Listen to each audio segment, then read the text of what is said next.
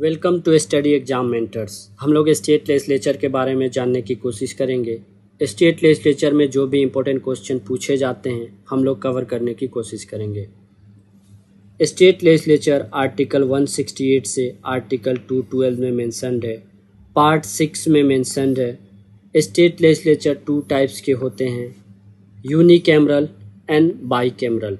Unicameral में legislative assembly आता है, बाईकैमरल में लेजिस्लेटिव असेंबली और लेजिस्लेटिव काउंसिल दोनों आते हैं।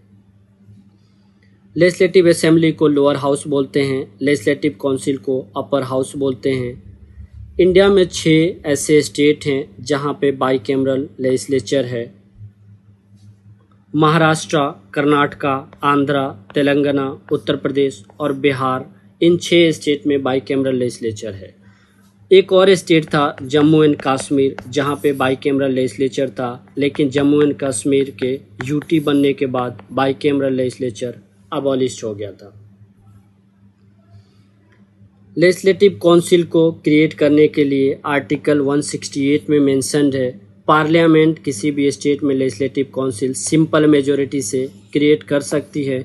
शर्त ये है कि उस स्टेट लेजिस्लेटिव असेंबली से स्पेशल मेजॉरिटी से बिल पास होनी चाहिए। Special majority means 2/3 majority of assembly. किसी भी स्टेट में लेजिस्लेटिव काउंसिल को अबॉलिश करने के लिए प्रोसीजर सेम होता है जो किसी भी स्टेट में लेजिस्लेटिव काउंसिल को पास करने का प्रोसीजर होता है। जैसे कि सिंपल मेजॉरिटी से बिल पास होगी पार्लियामेंट से, स्पेशल मेजॉरिटी से बिल पास होगी उस स्टेट के लेजिस्लेटिव असेंबली से। लेजिस्लेटिव असेंबली और लेजिस्लेटिव काउंसिल के मेंबर की एलिजिबिलिटी देख लेते हैं। लेजिस्लेटिव असेंबली का पहले देखते हैं।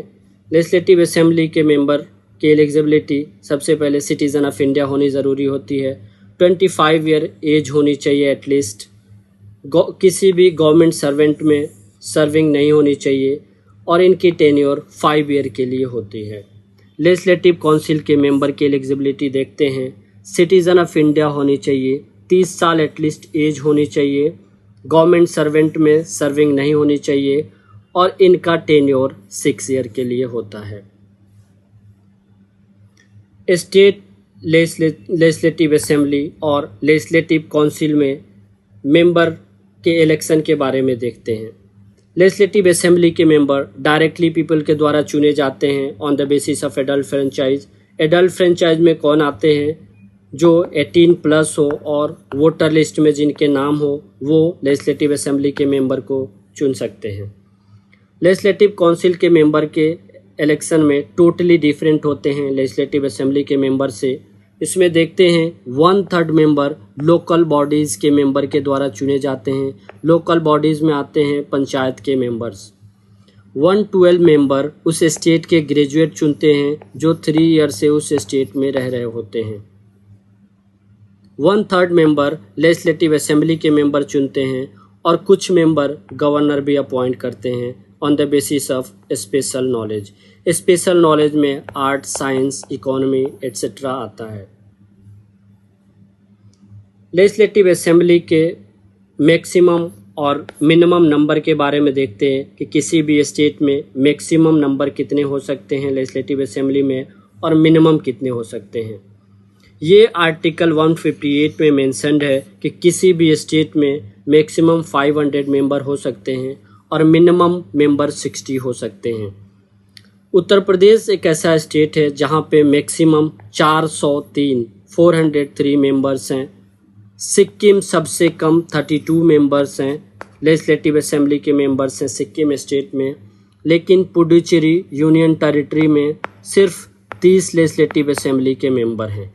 कुछ ऐसे स्टेट हैं जहां पे मिनिमम क्राइटेरिया लेजिस्लेटिव असेंबली के मेंबर के 30 हैं, जैसे कि अरुणाचल प्रदेश, गोवा, सिक्किम, यहाँ पे मिनिमम क्राइटेरिया है 30। मिजोरम स्टेट में मिनिमम क्राइटेरिया है 40। लेजिस्लेटिव असेंबली के मिनिमम मेंबर मिजोरम में 40 हो सकते हैं।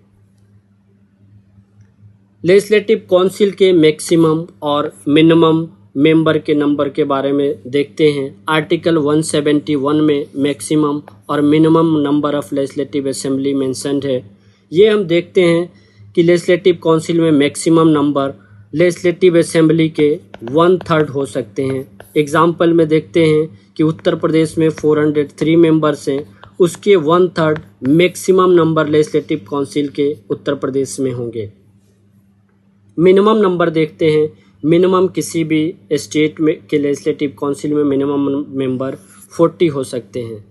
हम ये देखते हैं कि लेजिस्लेटिव काउंसिल को एबॉलिश करने के लिए आर्टिकल 169 में मेंशन्ड है कि पार्लियामेंट सिंपल मेजॉरिटी से किसी भी स्टेट में लेजिस्लेटिव काउंसिल को एबॉलिश कर सकती है। किसी भी स्टेट में मैक्सिमम और मिनिमम मिनिस्टर कितने हो सकते हैं, ये 91st अमेंडमेंट 2003 में ये बोला गया था कि किसी भी स्टेट में 15% मैक्सिमम मेंबर हो सकते हैं, मैक्सिमम मिनिस्टर हो सकते हैं, 12th मिनिमम मिनिस्टर हो सकते हैं किसी भी स्टेट में। हमने एक केस देखा था कि दिल्ली लेजिस्लेटिव असेंबली में दिल्ली स्टेट में 15% से ज़्यादा मिनिस्टर्स हो गए थे, तो वहाँ की लेजिस्लेटिव असेंबली को भंग करने की अपोजिशन डिमांड कर रही थी। हम ये देखते हैं कि पार्लियामेंट की तरह स्टेट लेजिस्लेचर